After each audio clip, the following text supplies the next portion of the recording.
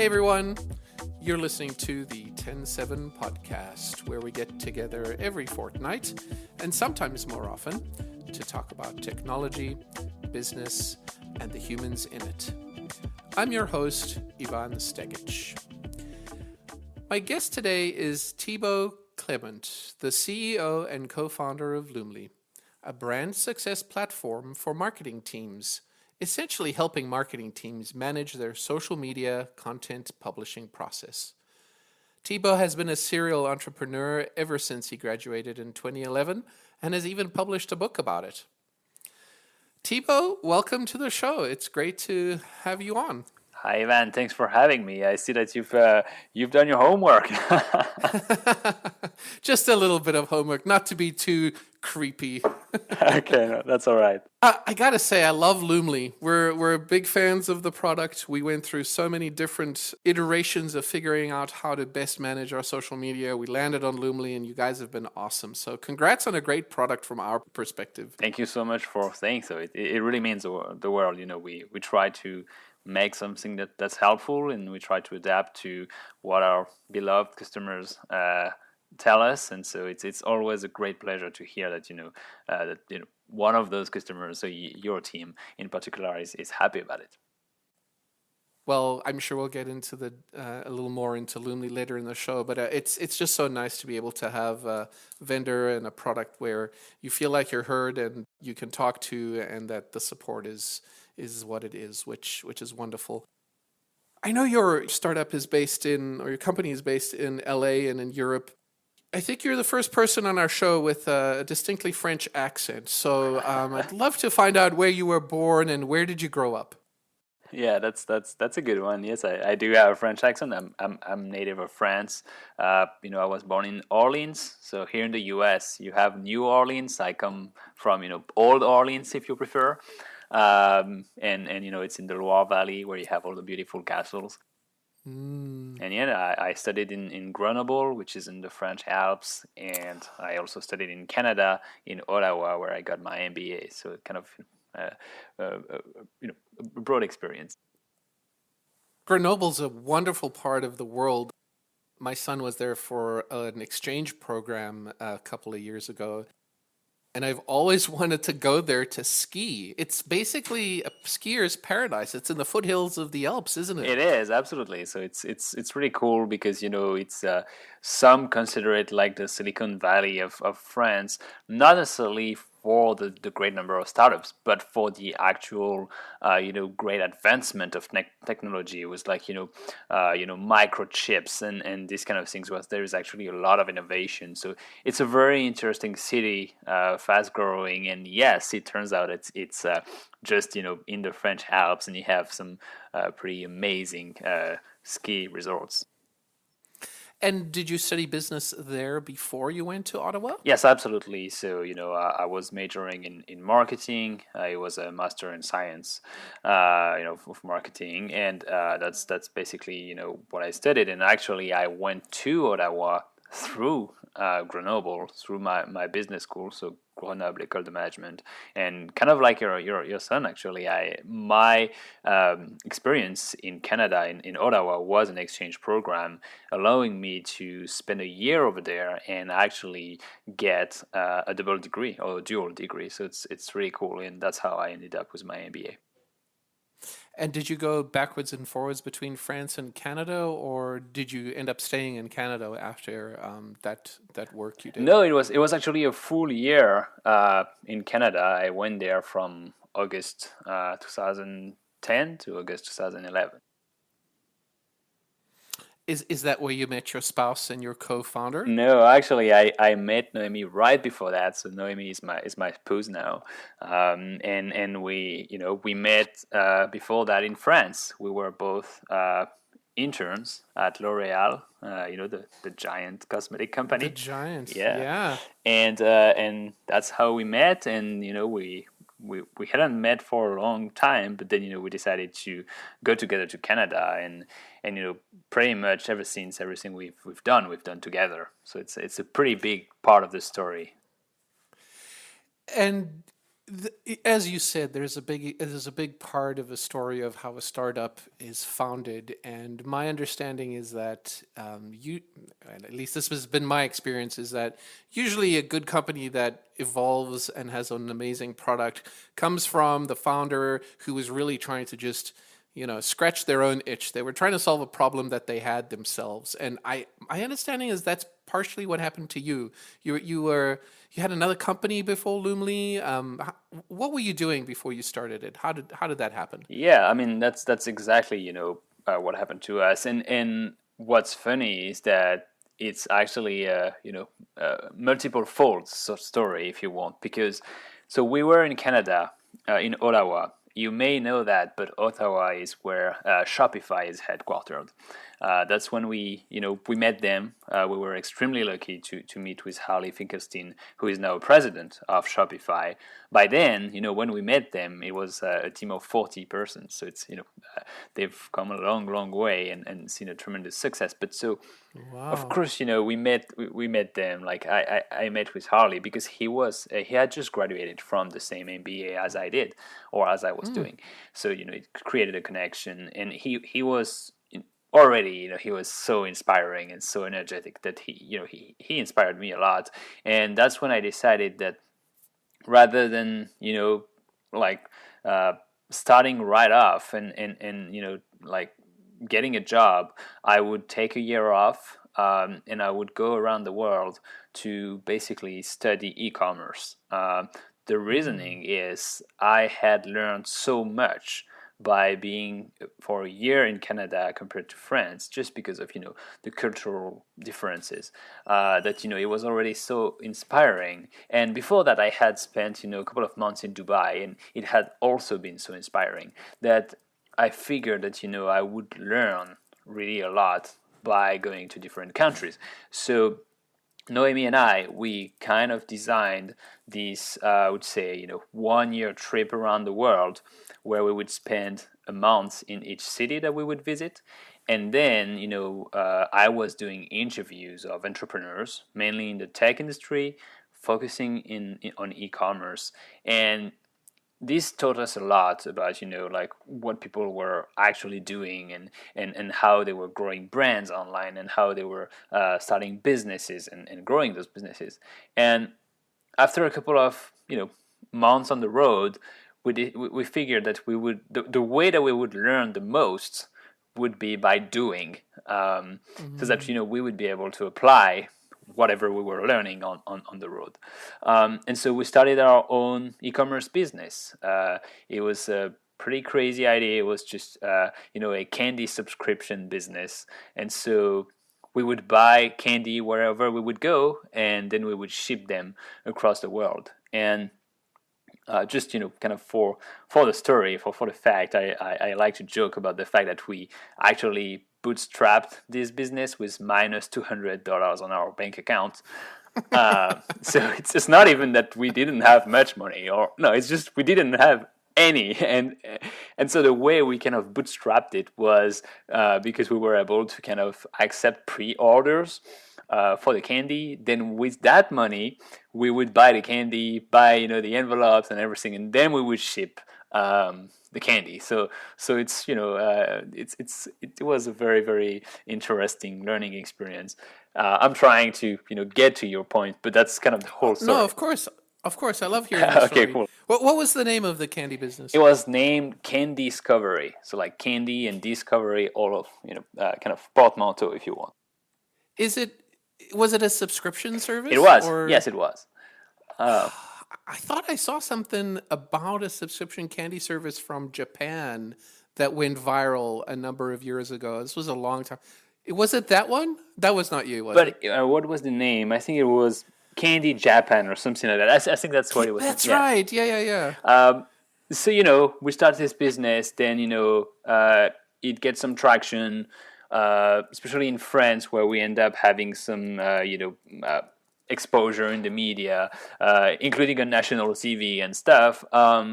And so, we grow it, and then within 18 months, we find ourselves in the position of selling it, because there was, this other couple of entrepreneurs who had a different business, a different e-commerce business that was very complementary, and so they were interested in acquiring it. So that business that we had bootstrapped with minus $200, that we ended up selling it 18 months later, and that's basically how we started our next business, which was essentially an advertising agency. Because what happened is, as we got a lot of exposure through the e-commerce business, then we started having people around us saying, "Hey, how did you do it? And can you help me do it?" And so it turns out that Noemie and I, we had pretty complementary skills. Noemie was and still is very, very skilled with social media and everything analytics, and I was specializing in e-commerce and in content marketing. And so we started our agency, and then like that's another pretty crazy thing that happened to us is that we got a chance to come to the US because we were picked in the diversity lottery for a green card. Oh. Yeah, pretty insane. That's insane. What year was that? It was 2013, I guess. Okay. So we find ourselves in this pretty amazing situation. It's just we have to make a choice, but it's amazing. And so we're like, okay, we're just starting our business. We got a green card. Like, what do we do? So we said, look, we will never, we can always start another business, but we will never get another green card. So let's go to the US. We go to the US, and fortunately, all our clients from the agency stuck with us until the end, which was 2018, when we just closed down shop to focus on Loomly. And then we moved to the US. We spent a year in San Diego. Then we moved to Los Angeles. And then we basically, start having kind of same experience where, because we have this knowledge and we have an agency running in France, then, we have people in the US asking, hey, can you help me? You have to remember that was 5 or 6 years ago. So, digital marketing was just not where it is now. And so basically we open up an agency here in the US, and we do the same thing. And in France, we were extremely lucky to be able to work with L'Oreal, which was our biggest client, of course. We were managing 5 brands for them online. And here we work with many startups. And now I get to your point. So essentially, we have this process where we have to manage editorial calendars for our clients. So you can think of that as spreadsheets with lists of pieces of content that are supposed to be published on social media and blogs and through press releases and things like that. And all of that happens inside Excel, which is terrific with numbers, but definitely not meant for media, text, or collaboration. And so we start looking online, to kind of find a tool to streamline the process. And we can find only 2 types of tools. The first one is generic project management software, which is great, for collaboration, but it doesn't really cover our entire content publishing workflow. And on the other hand, we find, social media schedulers, which are great to publish the content, but do not really cover the collaboration part. So we are like, what are we going to do? And then I'm not an engineer. As like I said, I studied business. But, I learned programming on my own. And I started building a prototype. That was 2015. By the end of the year, we had the prototype up and running. We start using it with our clients. And, we don't tell them it's our own product because we want some honest feedback and not just a gentle pat in the back. Mm-hmm. And so they like it to a point that one of our clients says, guys, if we have to go back to Excel after using that platform, you are fired. And so we're like, okay, maybe we are onto something. Then we open up the platform in public beta, 2 months later. and then we start getting some great feedback, and we start improving the platform, and then the rest is kind of a crazy entrepreneurship story where today we are pretty close to $4 million in annual recurring revenue, and almost 7,000 clients around the world, growing about 100% per year. So we feel really, really fortunate in this adventure. So I hope I answered your question. It was a very long answer, but that's You did. It's always fascinating to hear the origin story of a company. So are you literally located in Los Angeles like right now? That's where your company is based? Loomly has been a distributed team and a remote company 100% since day one. We never had an office, even when we were not in these crazy times. And so, we have team members in San Francisco, San Diego, Denver, Portugal, and even Montreal. And so up until about, a month ago, Noemie and I were based in Los Angeles. And then we actually recently relocated to Texas.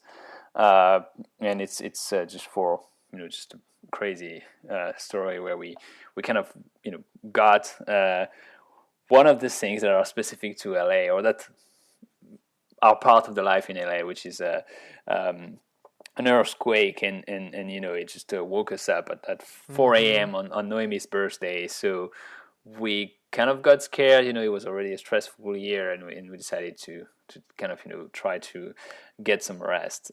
We love LA, we miss LA, but we try to do what was best for us. That's really interesting. You may know that TEN7 is a fully distributed company as well, and we have members all over the US. And I think it's the best way to run a company, at least in this industry, at least in this space. It's been wonderful having the kind of flexibility to be able to, work when you need to work, and have team members that you can trust, that you can just, have go do their work and collaborate online. And so tools like Loomly and Slack and all these other things really become very important in running your business when it's as distributed as it is. And if I can ask, because today it's almost become the norm to be distributed. But back in the days, we had lots of questions, to say the least, about the viability and the scalability, and how we could make it work. So I'm curious, did you run into this kind of questions and friction and resistance around you in the early days? Yes, and in fact, I was the one that provided the most amount of friction and resistance, to be honest. Our story is that we were and always planned to be a local company in Minneapolis that hired local talent and that worked in the same office space so that we could learn from each other. That was the idea. You collaborate by being together and by building a culture like that. And in 2016 and then in 2017, we kind of went through a change where it felt like the industry and the tool set that we had at that point was ready to kind of actually take the leap to become a distributed company. And I think, in answer to your question, I think that I was most resistant because I didn't want the good culture and the good atmosphere that we had to change. I didn't want to lose that. And so we made a transition to being distributed over the course of about 6 months, where we spent 1 day a week, then 2 days a week, then 3 days a week at home, and other days in the office. And then finally we were like, you know what? It doesn't make sense to be in the office anymore. Let's just do this online. And my thought was very different, after that 6 to then 12-month period. So it's been amazing. It's been hard to find the right tools, though, and that's kind of why I wanted to go back to talking about Loomly. It sounds like you designed Loomly to be the thing that the other competitors were bolting on as a feature. So the collaborative part and the social media publishing part, the editorial calendar, and being able to work around the editorial calendar, it must be hard to see all of the competitors out there like Buffer and Hootsuite and jump into this market and make the product that you have as successful as you have?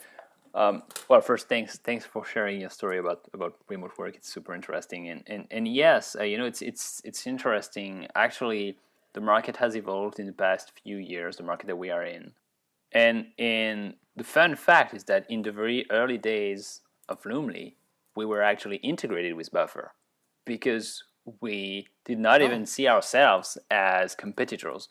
We were seeing ourselves as the collaboration brick that was missing. And so the first prototype that I built for Loomly, it was pretty simple. It was a basic CRUD application. You could upload images and copies. You could just it would kind of create a mockup for you to preview your post, and then you could assign it to a collaborator who was able to approve it, and then just leave some comments around it, so that as a team you were able to collaborate around the content. At that time, there was no asset management like there is now with library. There was no native publishing that was done through Buffer, which was crazy. And there was no analytics or even interactions like we have today. It was basically, a collaboration app. And that is still our main differentiator. And I think it's still part of, the wow effect when users kind of, start using the product, and they've known, they've used Buffer and Hootsuite. We are aware of that. But then, they come to our place, and it's kind of like WordPress. It's almost a content management system where you can build your content, and you can see it at the same time. It's what you see is what you get thing, not just like a simple text field with an upload button. It's basically a tool that helps you create the content. And so that's how we started, and that's what we have capitalized upon. Because nowadays, although we have some overlapping features with Hootsuite and Buffer and many others in the field, basically, we see ourselves as the collaborative platform for marketing teams. And an analogy that we like to make is that developers, or developer engineering team, they collaborate with GitHub. Product teams and design teams, they collaborate with InVision, and marketing teams, they can collaborate with Loomly. That's really how we see ourselves.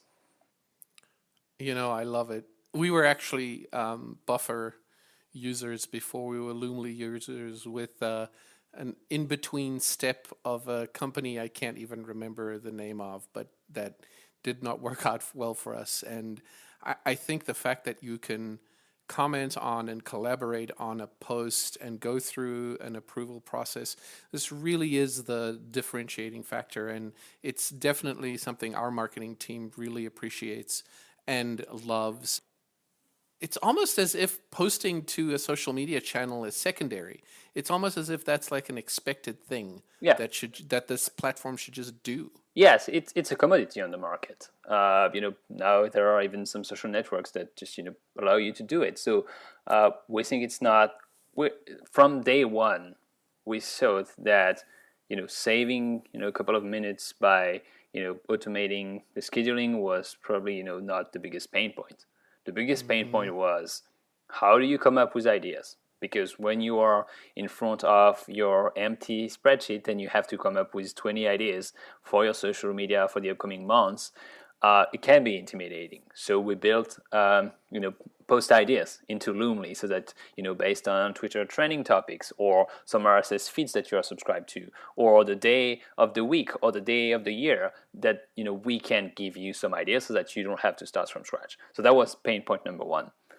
Pain point number two is, how do you actually, create a post, and how are you able to see what it's going to look like? So for that, we built integrations with Unsplash and Giphy, so that if you are looking for an image because you don't have one, you can basically just search for it from Loomly and import it for free. And we built the around Post Builder, this generator of mockups that show you in real time what your post is going to look like on its social media. And so that makes just makes the whole creative and production experience much easier.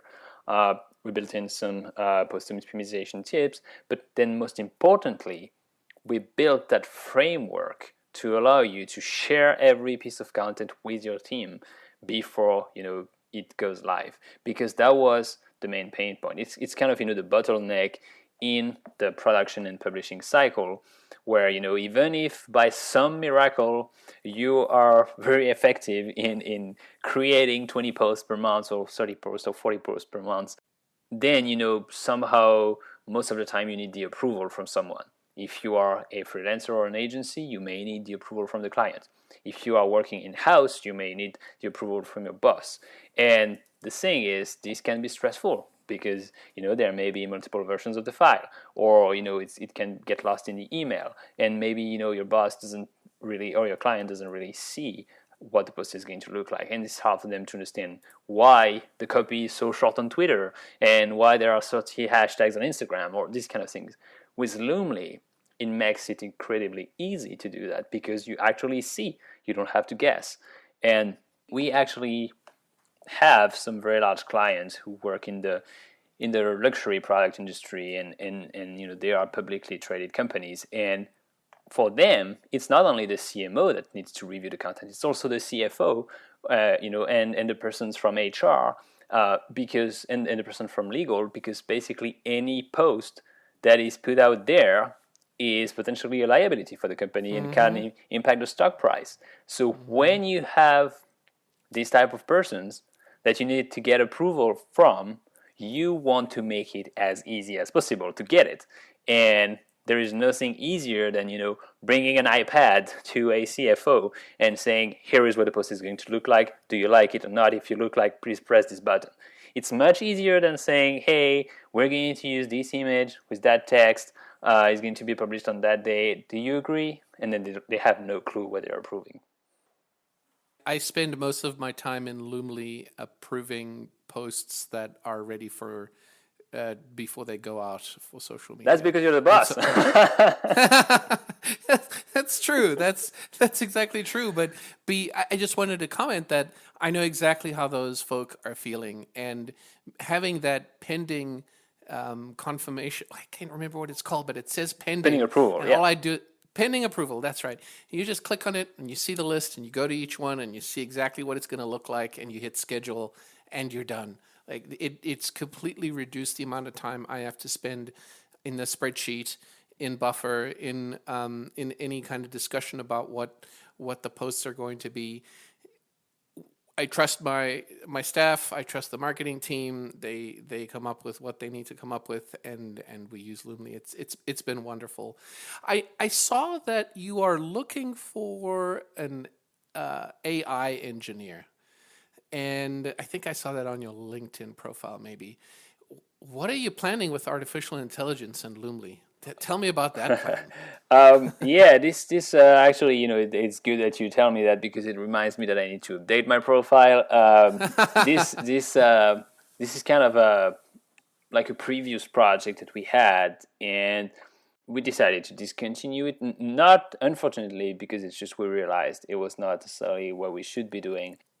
We had an idea to just basically be even more assistive in what we do with the content creation, but it turns out that there were some challenges on the product side that, and also on the legal side that we're not where we wanted to go. So we kind of moved away from that, but yeah, we are still building new things, and we actually have exciting features coming up.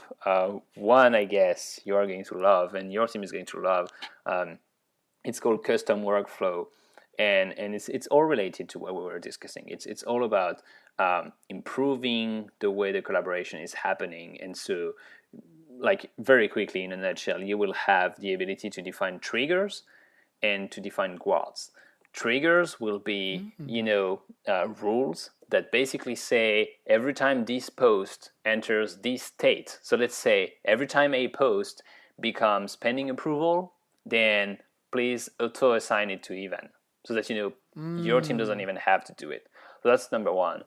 And number two is guards. So guards is going to be kind of a next level layer of safety and security for your approval process, because it's going to say a post isn't really approved unless Ivan and maybe another person has approved it. If it's only one person, then it's not really approved. It's still pending approval, but we need those two persons to approve it.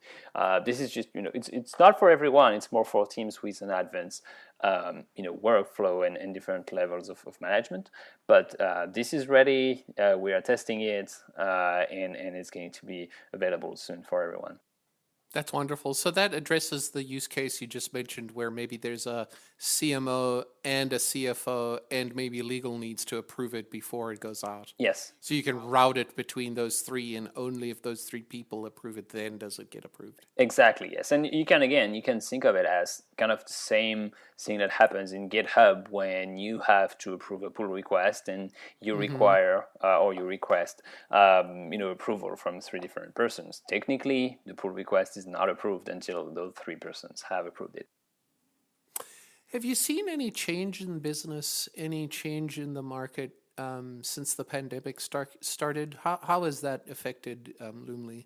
Yes, we have seen a lot of changes, and I don't want to jinx it, so I'm just going to knock on wood. But so far there are kind of two trends that we are observing at the macroeconomic level that are kind of helping Loomly in a way, or that make Loomly even more relevant.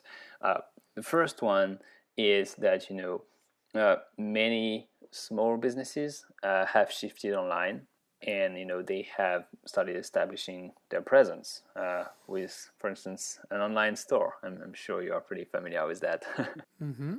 And so once they have their website up and running, it can be with like an online SaaS solution, like our friends from Shopify, since we were mentioning them, or maybe they have a great team helping them putting together like a website. And so the very next thing that they need to do once they have a website is promote it. And so then they usually turn to social media, and then it can be a bit overwhelming with so many options and so many things to understand. And so that's usually where Loomly comes in, because it kind of helps you and makes the process easier for you to keep producing great content. So I would say that's the number one trend. It's basically the fact that there is a major shift to online business. The second trend is that so many teams have shifted from on-site collaboration to online collaboration. And so many of the processes that were happening in the office, in the meeting room, now needs to happen online, on Zoom, in the email, on Slack. And so that's where, Loomly with the collaboration layer is coming in. And so that's kind of the second trend that we are seeing. And in a way, we could sum this all up as just one trend. It's basically digital transformation. And that's what we're trying to do. We are trying to help marketing teams with digital transformation for their specific processes. Is that the mission of Loomly, to aid digital transformation? It's how we are trying to achieve our vision. Our vision is basically to help every single marketing team in the world, wherever they are, how small or large they are, regardless of their industry, to build a successful brand online. And we think that that kind of goes through digital transformation. One final question. What does the name Loomly mean? Yeah, it's a good question. So I was explaining earlier that what we are trying to do is we are trying to solve the pain point of content production, of you going from like a blank canvas or canvas, and then having to create 20 posts for Facebook for the next month. And so that's really the pain point that we are trying to solve, like how we help you grow from zero to actual posts published on your account in a repeatable manner. And so a loom in English is basically this kind of tool that you use when you're trying to weave fabric. And so it's kind of, this kind of tool, this kind of framework that helps you kind of create fabric faster. And that's how we see Loomly. We see it as this framework, this template, this tool that makes the creation of your content faster and easier and more efficient. And kind of this is a kind of the joke where we also have a URL shortener, which is loom.ly, where we basically shorten your links, so that that was working pretty well. Well, thank you so much for explaining that and for spending the time with me today. It's been wonderful learning about you and your history and the building and the origin of Loomly. I wish you great luck, and I'm sure you're going to grow even further. Join us again on the podcast, please. We'd love to hear from you again soon. Thank you so much for having me, and thank you so much for your kind words about Loomly and for trusting us. It really means the world to my entire team. So thank you so much. Thanks again for having me on the podcast, and I wish you also the best at TEN7. Thibaud Clément, the CEO and co-founder of Loomly, a brand success platform for marketing teams, joined me today. You can find them online at loomly.com, and of course their URL shortener is loom.ly. You've been listening to the TEN7 Podcast. Find us online at ten7.com/podcast. And if you have a second, do send us a message. We love hearing from you. Our email address is podcast@ten7.com. Until next time, this is Ivan Stegic. Thanks for listening.